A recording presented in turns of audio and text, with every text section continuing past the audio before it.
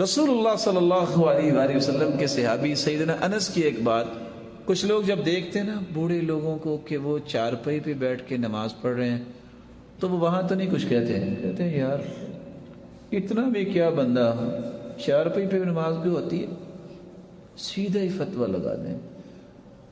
ایک شخص سے حرکت نہیں ہو رہی، اس کے گھٹنوں کی پرابلم ہے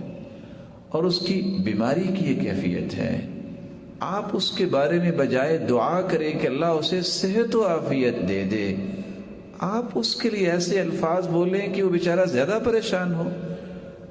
صحیح بخاری میں امام بخاری رحمۃ اللہ علیہ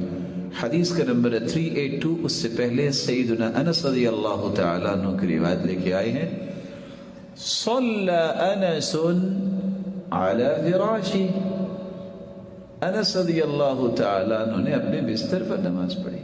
لیکن یہاں دو باتیں ساتھ ملائیے گا، جب کوئی چیئر پہ نماز پڑھتا ہے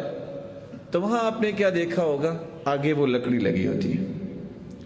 لوگ سجدہ اس پہ کرتے ہیں، آپ صلی اللہ علیہ وسلم نے اس پہ سجدہ کرنے سے منع کیا، یا تو آپ زمین پہ سجدہ کریں یا اشارہ کریں۔ اسی طرح بستر سے مراد یہ نہیں کہ آپ کا میٹرس جو ہے وہ 10 انچ کا ہے تو آپ اس پہ کوشش یہ کریں کہ تکیہ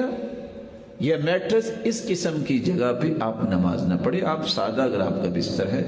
کیوں میں کہہ رہا ہوں کہ کچھ علماء اس حدیث کو سامنے رکھتے ہوئے منع کرتے ہیں جو سلسلہ صحیحہ کی روایت ہے کہ آپ صلی اللہ علیہ وسلم نے جب دیکھا کہ وہ اس طرح گدے پہ سجدہ کر رہے تو آپ نے کہا اس کو نکالو اور سجدہ کرو۔ لیکن اگر بیماری کی کیفیت اتنی ہے کہ اس بیچارے سے جھکا ہی نہیں جاتا،